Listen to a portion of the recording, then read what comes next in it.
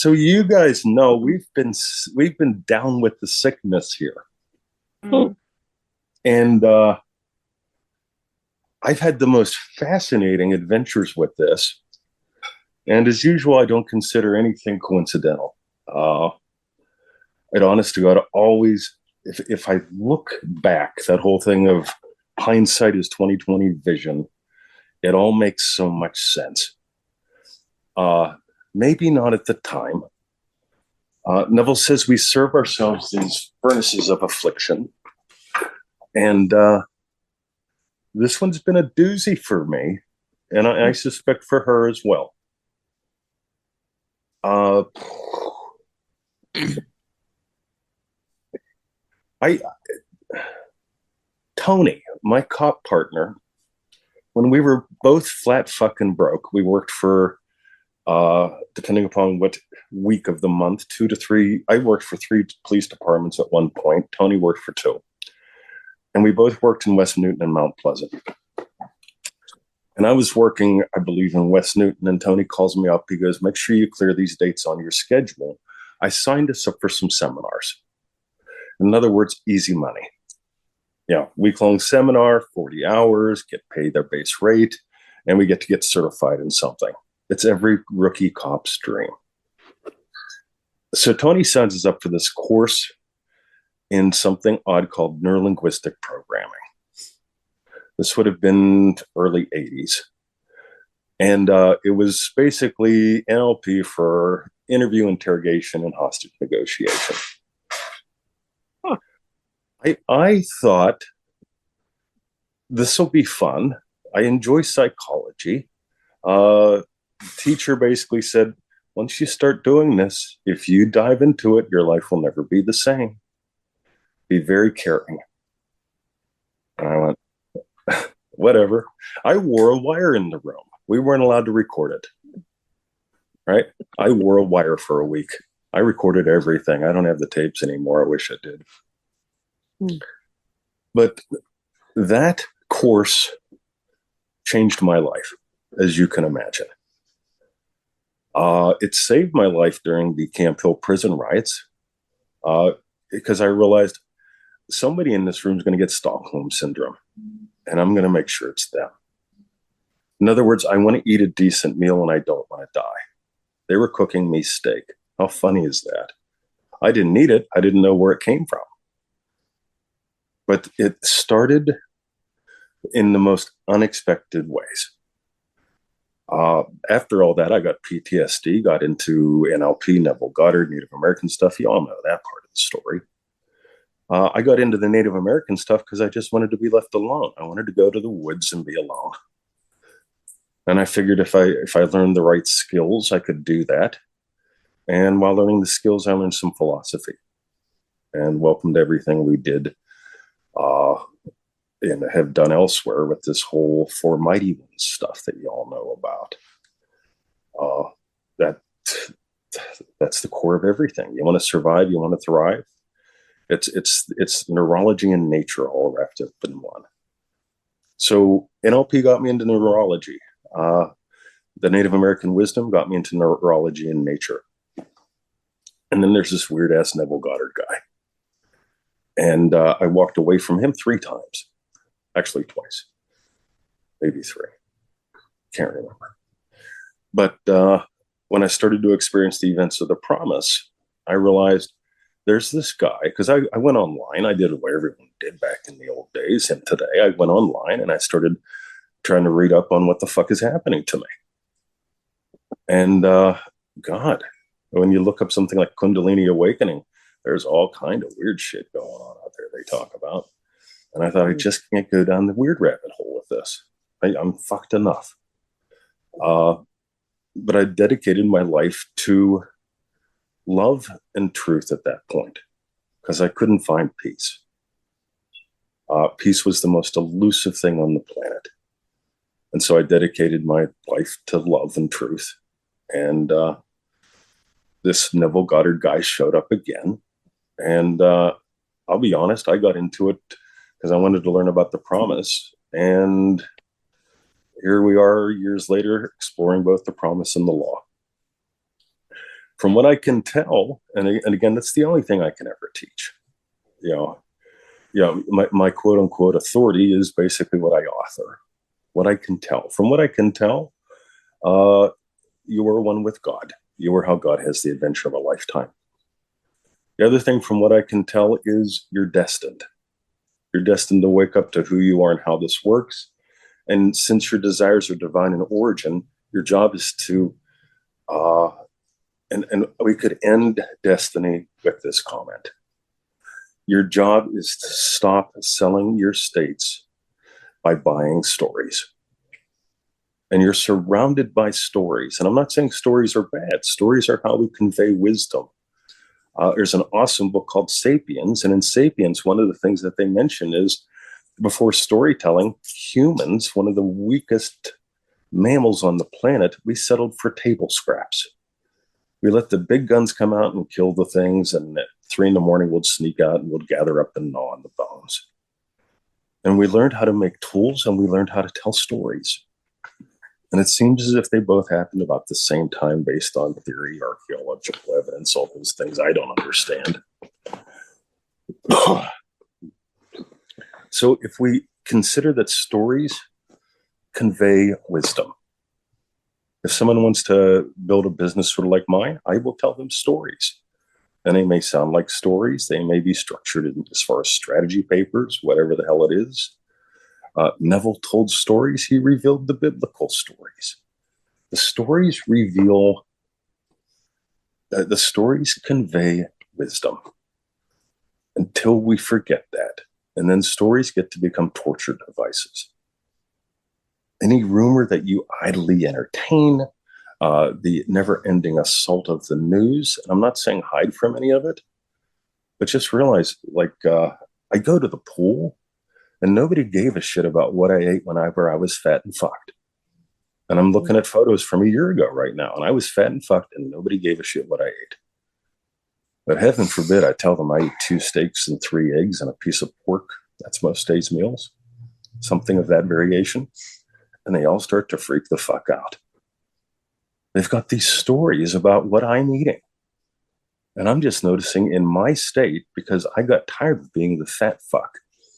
I got tired of denying as much as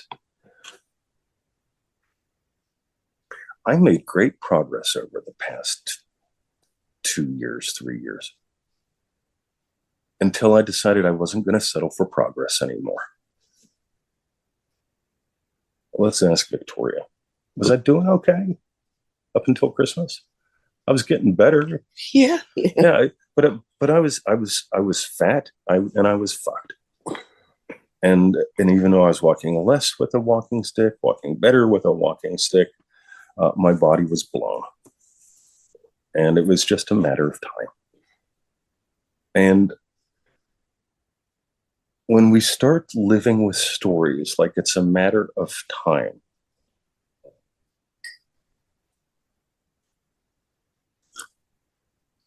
you give up the timeless. What if you were actually destined to be fulfilled? What if you're actually destined to be happy? And what if we settle for continuously rehashing the stories from our parents, from our culture, all these wisdoms that are designed to protect us from what's worse than death, which is horror? And I just keep noticing this as a pattern that we all can fall into.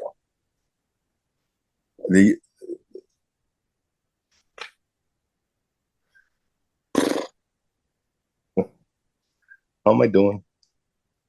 Awesome. Keep going. Thank you.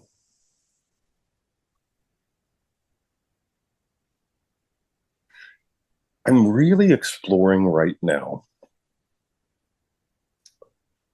why the hell I changed my name. And I've written a little bit about this in Remarkable, I think. I have no idea what I've shared in the past 2 weeks. I write and I pass out. Today's the best I have felt in 14 days. And the last 14 days are the worst I've felt probably in 10 years.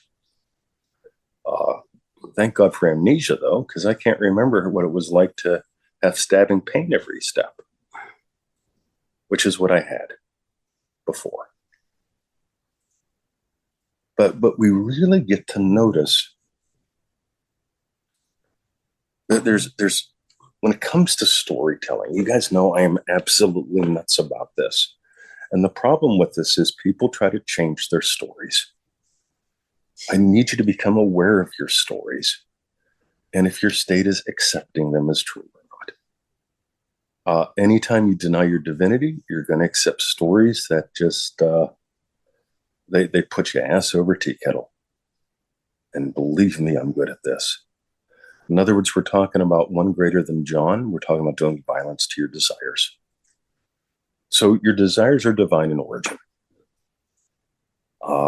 Your desires are states, not stories. The stories have sequence, stories unfold, stories have dramas and dilemmas. And there's nothing wrong with a good story. But remember, they are always conveying wisdom. And not all wisdom is wise. So I read something a little while back, and I was just sharing it with Victoria. We'll put this in the group. It'll be in some notes for you, all that good shit. So we talk about, in storytelling, they basically say there's two kinds of stories. And this may be how it comes with science fiction. And I love the term science and fiction, right? So there's utopia stories and dystopia stories. And they say utopian stories are always everything is perfect yet temporary. And dystopian stories go, everything is fucked and it's going to stay that way or get worse. And I started just pondering that. And that seems to be the pattern that a lot of people live from. Utopia, everything's great today. It's Tuesday at 5 in the afternoon. Heaven forbid it becomes 6 in the afternoon on a Wednesday. The utopia is over. On the other hand, dystopia, yeah, everything's doomed. I was always the weirdo that didn't buy into the political bullshit back in the old country. And I know 99% of the people say they're that. And I notice almost everybody is drawn into it. And I just notice it's just an election, kids. It's cat shit versus dog shit as far as I can tell. In other words, here's some stories. And on the other hand, what's your state? Don't sell out your state for stories. Your desires are divine in origin. Stories are how humanity advances itself. From settling for scraps to becoming able to hunt in small groups. That was the big thing in Sapiens. When we learned how to tell stories, we learned how to hunt together in groups. In other words, we became a pack, not a herd. And if we look at what's happening now in the realm of stories, in the realm of destiny, when I just listen to people, we're all doomed. I watch Facebook. I listen to the clients that I've lost that may or may not come back. But they're expressing two things, depression and doom. And that can only come from stories.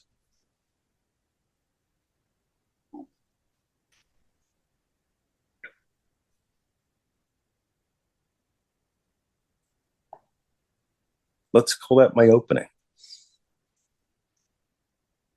My second thing, I suspect we're going to do 5 calls. And I'd like to get some more people in here. So here's the opening call.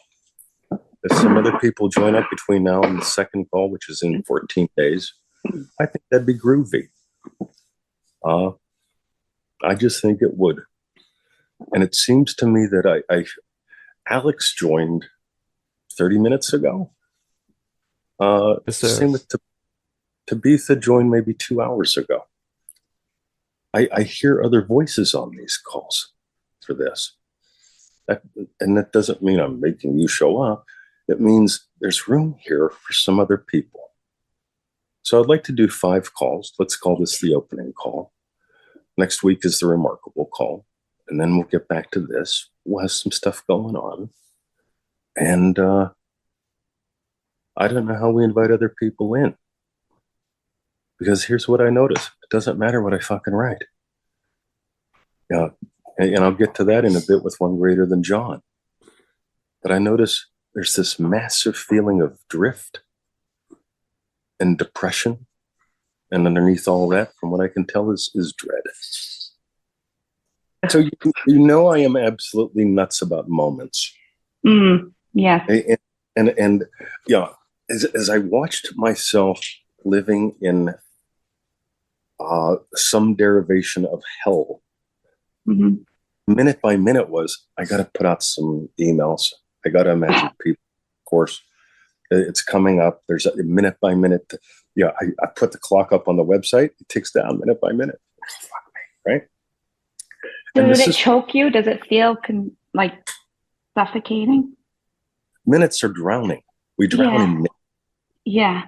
3 minutes with oxygen, you're fucked. Everyone's concerned about food, right? It's like, oh yeah, shit, it's the phantom stockpiling food. Yeah, forget food, man. You want water and warm, right? Oxygen too, but it's minute by minute. 4 minutes without oxygen, you're screwed. You are so screwed. And we drown when we start measuring life in minutes. It's so many minutes till we're doomed. It's so many minutes till the election. It's so many minutes till I can rejoice or say it didn't matter to me when I've been holding my breath for months. And this, everybody here's remarkable, right? Okay, cool. What would love do? When you realize that your love, I woke up this morning and I snapped a photo that's just delightful. I'll put it up in the group. It's a photo of the hearts in the window and something else. But when we realize that we are love, destiny awakens, destiny beckons. And when we start to buy into all of these freaking stories always convey wisdom, even when we think we're just watching Jaws. Joe Weldon shared the original Jaws, the last of the original Jaws sharks on his timeline the other day. And one of our people said something like, that movie scared me and I never went back in the water, or something like that. I forget what they said exactly. But it was like, there we go. Yeah. Pure entertainment. A rubber fucking shark. And there are people that have never gone in the ocean because of a rubber shark that was shared in the 70s. I remember the first time I went to the ocean, my mom said, watch out for sharks. And she was real. She was really concerned about sharks. It's New Jersey. I don't think they have sharks in New Jersey. Right. So this whole thing with humble, of the earth and humble, we're talking about humanity. If you've got the dance of humanity and divinity going on in you, there's going to be something called humor that shows up. And it's not just telling a joke or making fun of. Humor really reveals, a giggle. A glance, a giggle, and a grunt are only possible with humor.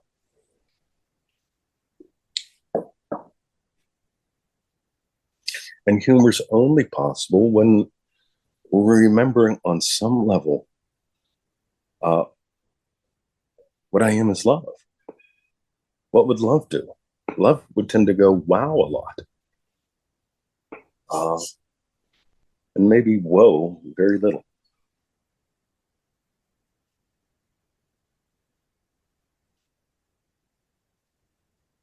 What if you were really destined to let your light simply shine. The sun rises. The only meaning that I can give it all is it's all in love. In the beginning, let there be light. What a lovely beginning of a story. And then we get to watch all these states get created. All these biblical characters. And we get to be characters.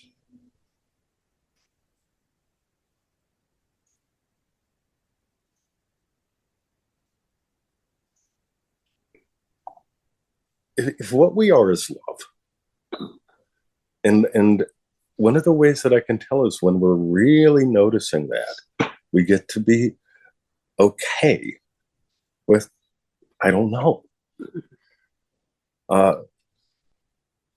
and realize that that is a tremendous asset.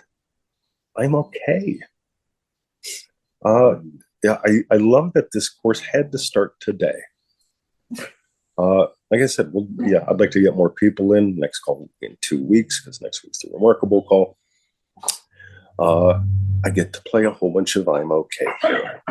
But starting the call today. Rationally, some of y'all may remember this. I was going to start it a week ago. And I just couldn't make that happen for whatever was going on in my life. And I realized, no, this has to start the 27th. It's got to start the 27th because of how that the 26th, 7th, and 28th in my life are very special days. I don't want them to be necessarily, but they seem to be. The original one, 1989, yeehaw, let's go to work and get the shit kicked out of us. That was good fun. Having a near-death experience and getting PTSD on the same day. Only I'd pull that one off. 2010, flew around the world. Landed here. The first one was a prison. The second was a penal colony. Eventually, a couple days in, met her and got to discover something. Here's another dance out of the blue. This course here, Sybil put up that lovely little note. Maybe she just sent it to me. I can't remember. But no, it's everybody. This is something special from what I can tell. I do a lot of calls. Y'all know, most of y'all show. This is my core group for showing up on live calls. But I really get, this is something special. Because upside comes from vision. Argument comes from all kind of places, it seems. So it's like, all right, there's no need for the argument, ever. That's when it's time for the illumination. So we've been down with the sickness. I think one of the profound lessons that came with down with the sickness was you're okay. You're cared for. I've managed over the years to stub my toes a lot, especially whenever I was walking with a walking stick and when my right foot was mostly numb. And I can tell you, even when your right foot's mostly numb, if you stub your toe, holy shit, it's still there. Yeah. So we bring into destiny, and for the rest of our lives, another little motto. When you listen to this, just pull out a couple key phrases. And feel free to just toss a key phrase or two into our little group. We'll make these into like flashcards or something, maybe. Problems are temporary. Possibilities are eternal. I had a problem. No fucking money. Busted my ass, not having any fucking money, working 3 police departments. I got a problem. Tony bumped into a possibility. But there's no way Tony could have predicted the possibility that week-long training would have me sitting here with Victoria in person and you guys virtually. And who knows where the fuck this all goes into, the whole world. There's no way Tony could have figured that out.